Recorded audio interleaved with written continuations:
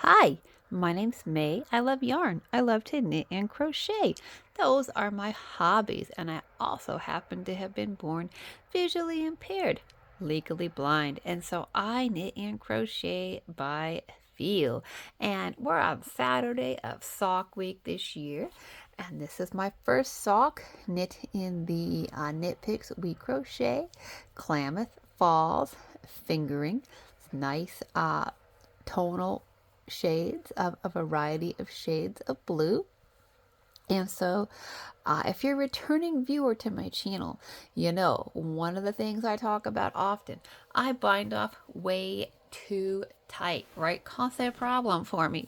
So, in this particular sock, I wanted to make sure that my sock bind off was nice and loose. And if you're sighted, you can tell there's quite a bit of stretch, okay?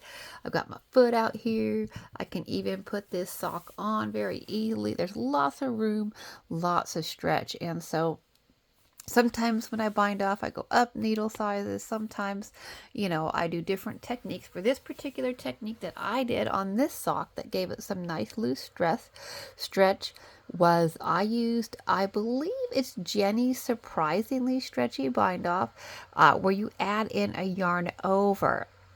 So I did not go up a needle size at all. I just kept working on my 2.25, so I got all this extra room. Now, I'm going to be honest with you, like so many things in knitting and crochet, I think sometimes, we all just sort of put our own individual spin on it. And so I don't know that I necessarily do Jenny's Surprisingly Stretchy Bind Off in the way that other people do. It's entirely possible that I'm doing mine a little bit different. But you know what? I'm doing it and it works for me. I've got a nice stretchy bind off. So I'm going to show you what I do, even if it is a little bit different from how other people do it. Okay, so let's get started here on our bind off. I've got my, I'm working on 2 circulars, and I'm going to knit I'm working in knit 1, purl 1, and of course you could use this for cuffs on a sweater or on the hem of a top down sweater or whatever, right? We don't want our bind offs too tight. So I'm going to knit my first stitch. And then I'm going to bring my yarn to the front because my next stitch is going to be a purl stitch. And then I'm going to yarn over my needle. I think other people tend to purl the next stitch and then bring the yarn over both stitches. But I want to make my socks match, and I already did mine this way. So I'm going to go ahead and just bring my knit stitch over that yarn over. And then I'm going to purl. Let's see, let me get my needle in there. Purl my next stitch.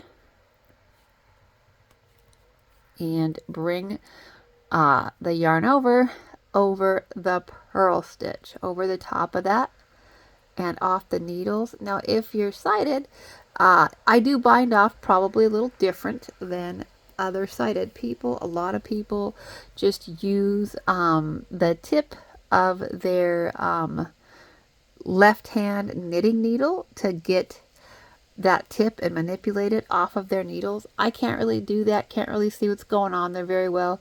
And then you yarn over your needle, you bring the yarn to the back again to knit, and then you yarn over, and then I just take that purl stitch that I just worked and I take it over, pass it over the top of the yarn over that I just made, and then I go ahead and I knit the next stitch.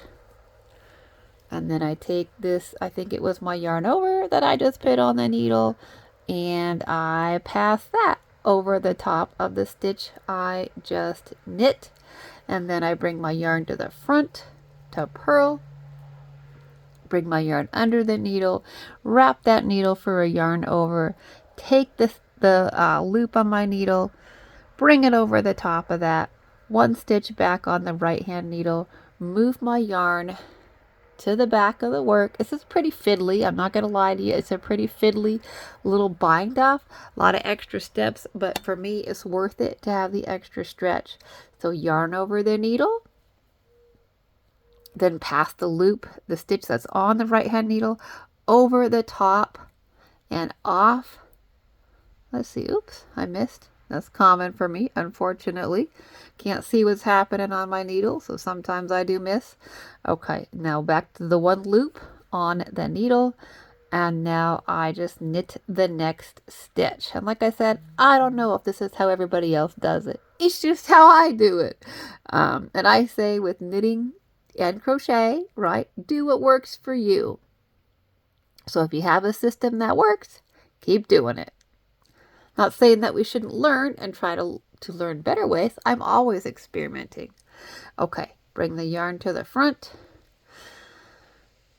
over under the needle and back over the top, 2 loops on the needle, and then take this second loop on there over the top, 1 loop on the needle, and then purl your next stitch. And then take that loop from the right hand needle, the second one, over the top. Bring the yarn to the back to knit. And then I yarn over the needle. And then I take the stitch that's on my needle, move it over the top of the yarn over.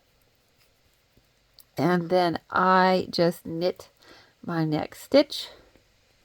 And then take that yarn over the top of the stitch I just knit. I am going to slide this stitch from my right hand needle back onto my left hand needle, just so you can see what we got going on so far.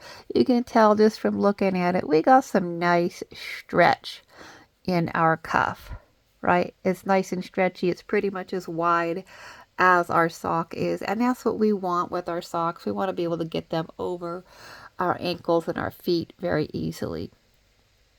So I'll just do this with you a few more times. Bring the yarn to the back, yarn over the top. I think, she's very specific, Jenny, about which way to do your yarn overs, reverse yarn overs, yarn overs. I'm going to be honest with you. I don't even know if I yarn over properly. Okay, I learned how to yarn over by listening to YouTube, and I can't see what's happening on the screen.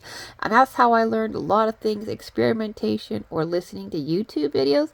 And so it's entirely possible I don't do a lot of things the way that other people on YouTube do it, because I can't see what they're teaching me. Okay, bring the yarn to the front, yarn under the needle so that we have a yarn over. Bring that next loop from the right needle over the top of that stitch and off the right hand needle. And then I just work a purl stitch. And now we got 2 loops on that right hand needle. And then I just take that second loop on there, bring it, pass it over the top of the purl stitch, over the end of the needle, and then bring my yarn to the back. Yarn over the needle, bring the purl stitch up over the top of the yarn over the tip of my needle, 1 loop on my right hand needle, and then I just knit the next stitch. And then I bring this second loop on my right hand needle over the top of the stitch I just knit, pull it over the top, bring the yarn to the front, do a yarn over by going underneath the needle and around, bring this last loop over the top of the yarn over and off the needle. Then I just purl the next stitch. And for me, it's more important that whatever I do matches my other stitch, even if it doesn't quite match what everybody else is doing, right? Okay, do that with you a few more times. We'll bring the yarn to the back of our project to knit. We will yarn over the top of our needle, bring this loop that's on our right hand needle up and over the last stitch we just worked, over the tip of our needle and off the needle. And now we will just knit our next stitch and take the second stitch from the needle, slide it, pass it over the top of the stitch, off the needle, and bring the yarn to the front, under the needle, all the way over and around to do a yarn over. And then we take the second stitch up over that yarn over and off the tip of our needle, and then we purl our next stitch. Let me see if I can pull that nice and tight, purl our next stitch, purl it, and then take this yarn over the top of our purl stitch and over our needle and bring the yarn to the back. And this is what we have, right? We have a nice stretchy. I think the way that I do it, you might get a little bit of a, uh, lace, right? A little bit of a loop there, but I don't think it's anything that's super noticeable. And I think you get the stretch that you want. We'll keep doing this a few more times. We will,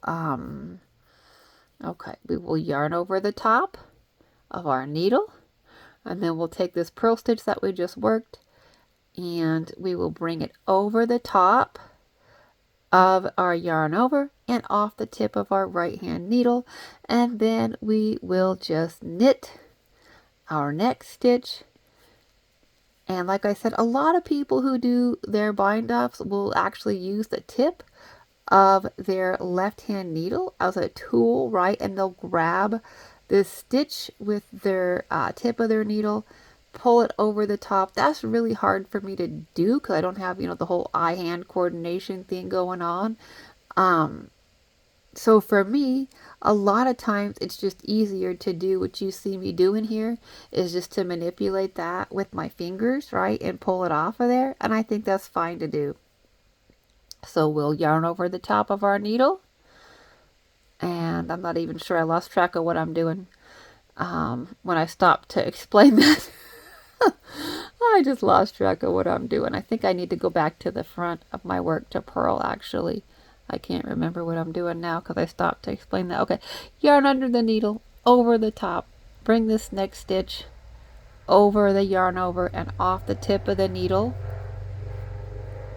And then I'm going to purl my next stitch.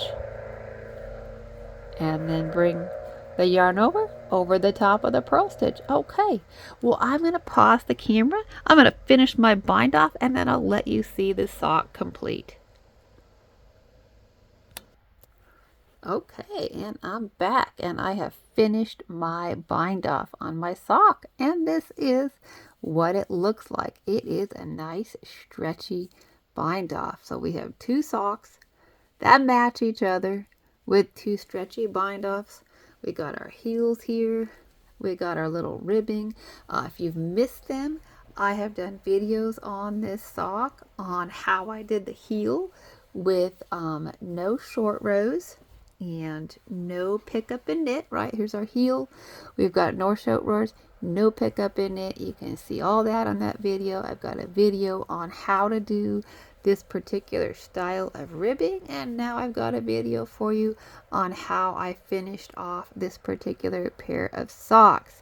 So like I said, I don't think it's how everybody else does it on the internet, because that's kind of just me, right? I just do my own thing, but I just share what I do with you, because when I find things that work, right, I just adapt knitting, I adapt crochet, I adapt in life. And when I find a tip or a trick or a method or a technique that works for me, then I just like to share it with other people, because maybe the adaptations and the things that I'm using will work and help you too. Okay, well, thanks so much for listening, and let me know if you're doing sock week, if you're trying socks, if you're trying any of these techniques. And until next time, happy stitching.